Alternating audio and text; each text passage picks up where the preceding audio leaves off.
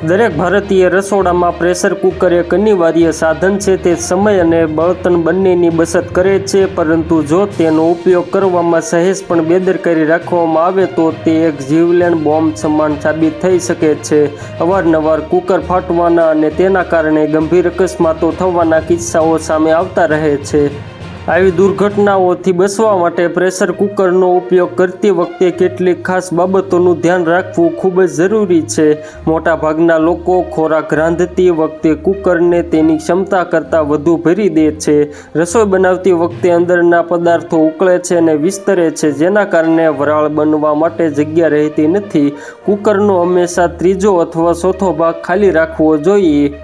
જો જગ્યા ઓછી હશે તો અંદર હવાનું દબાણ એટલું વધી જશે કે કુકર ફાટી શકે છે. કુકરના ઢાંકણામાં લાગેલી રબરની રિંગ ખૂબ જ મહત્વપૂર્ણ ભાગ છે.